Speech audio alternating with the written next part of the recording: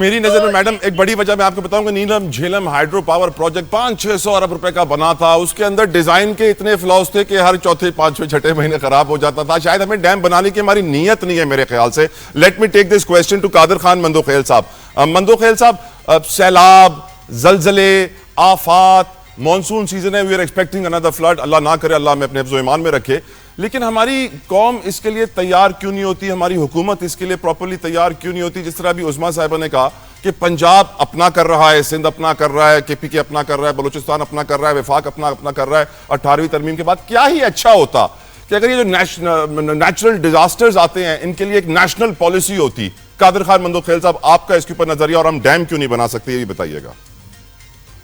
जी बहुत शुक्रिया जतोई साहब। हमने कोई काम करना नहीं है, और अगर करना है तो फिर ऐसे ही करना है, ना उसका कोई सर होगा ना पैर। यानी साहिवाल कोल प्रोजेक्ट हमने बनाया है, जिसका कोयला जो है ना वो इंपोर्ट होके कराची आता है, फिर कराची से बाय रोड होके साहिवाल वहाँ वो बिजली बना के देगा हमें। यहाँ थर कोयले से भरा हुआ है, आलमी सतह पे यहाँ जखीरे मौजूद है। तो अगर हमारी प्रोजेक्ट ऐसी हो, फिर हमने काला बाग डैम जो है ना वो बनाने की हमने कोशिश की है। हमने उसका डिजाइन ऐसी बना है कि पुख्तनख्वा डूब रहा था और बलूचिस्तान और सिंध जो है ना वो खुश्की की तरफ जा रहा था। तो हम ऐसी हरकतें करते क्यों है?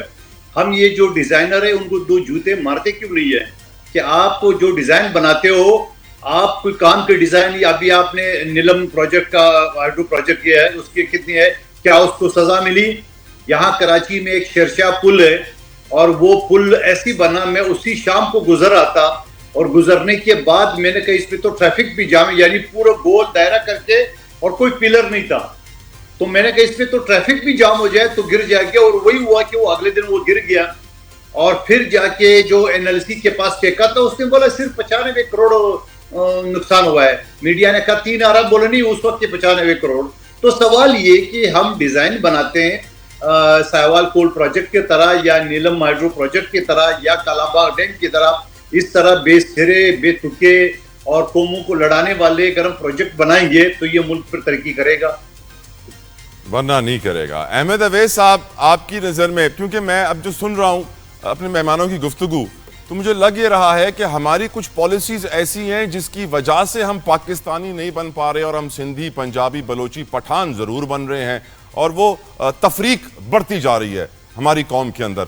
आप इसके ऊपर थोड़ी रोशनी डालिए, क्या वजह है कि पाकिस्तान के लिए डैम बनाना मुश्किल और सैलाब की तैयारी करना मुश्किल, बाकी सारे काम आसान? अहमद अवैस साहब, can you hear me sir?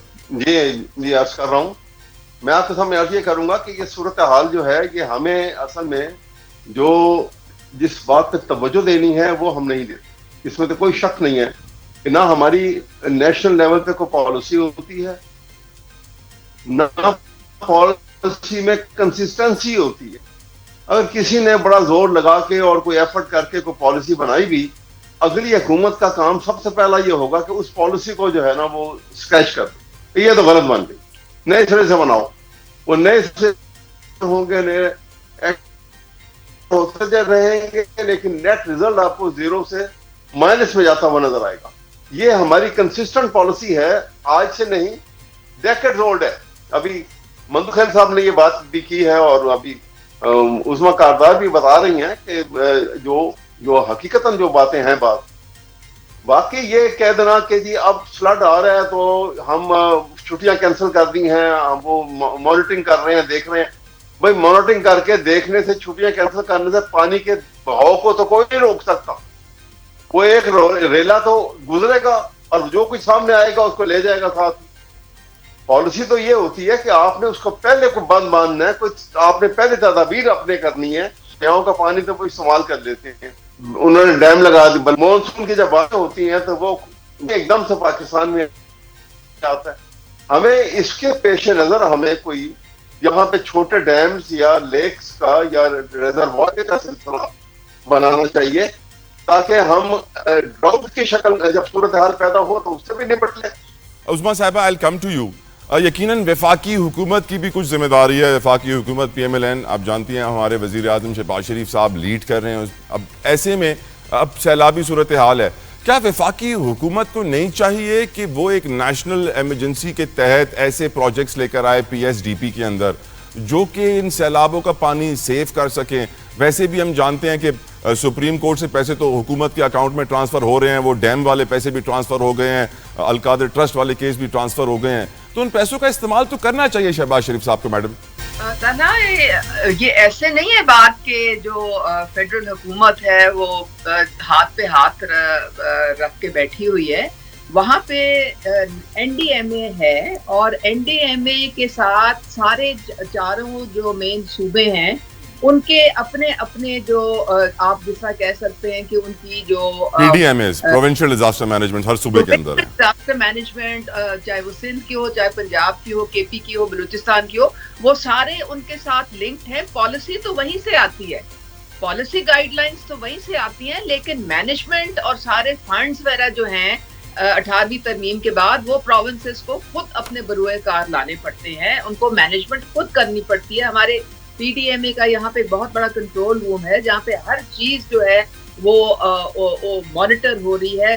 बिल्कुल पता होता है किस जगह क्या सैलाबी रेला है, किस जगह जो है कहाँ पे अभी लोगों को मदद की जरूरत है या कोई चीज जो है वहाँ पे रेस्क्यू को पहुंचना है। लेकिन जो डैम्स है ना वो तो एक फेडरल लेवल की एक प्रोजेक्ट्स होते हैं और वो पूरे पाकिस्तान के लिए होते हैं।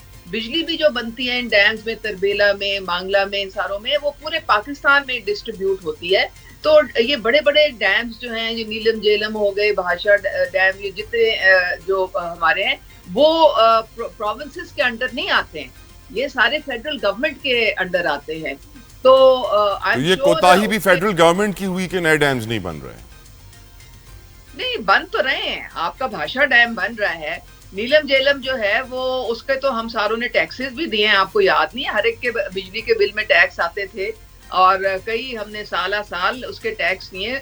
वो अगर कोई आप कह रहे हैं, मैं आपके मुंह से सुन रही हूँ कि उसके अंदर कोई फ्लॉज रह गए, क्योंकि इसमें देखो सिर्फ हमारे नहीं इंजीनियर्स होते हैं, बाहर से भी हम मदद लेते हैं, बाहर से भी लोग आके, कई दफा इटालियंस होते हैं, कोई चाइनीज होते हैं, मुख्तलिफ लोग हैं जो कि आके हमें मदद करते हैं। लेकिन क्या खराबी आई है ये आई एम सॉरी, मुझे इतना उसका भी इल्म नहीं है। जो भी आई है उसको दूर करना बहरहाल बहुत बड़ी एक जिम्मेदारी है। भाषा डैम बन रहा है और अभी तो आप देखें जो इंडस वाटर ट्रीटी का जो एक हमारे ऊपर एक नई जो एक मुसीबत इंडिया ने ला के खड़ी कर दी है, अभी तो वो चैलेंज हमने उसको फाइट करना है, टूथ एंड नेल फाइट करना है। और अल्हम्दुलिल्लाह हम एक बैनुल अक़वामी सतह पर हम जीत रहे हैं, हमारा नैरेटिव भी जीत रहा है। और वो बिल्कुल जो जिस तरह से वो कह रहे हैं ना कि यकतरफा ये हम इंडस वाटर ट्रीटी खत्म कर देंगे, वो नहीं कर सकते हैं। हम कई दफा तो इंटरनेशनल कोर्ट ऑफ जस्टिस में गए हैं जहाँ पे ये इनकी किशन गंगा, ये फलाना, ये जो इस तरह से डैम्स बना लेते थे, उससे हमें बड़ा नुकसान होता था। बिल्कुल ठीक। और मैडम यही वजह है कि हर पाकिस्तानी कह रहा है कि सैलाब से भी नुकसान हो रहा है, भारत हमारा दुश्मन पानी की धमकी दे रहा है, हमें पानी का मसला हल करना बहुत जरूरी है। हमारे लिए इस वक्त ये डेथ, लाइफ एंड डेथ का मैटर है।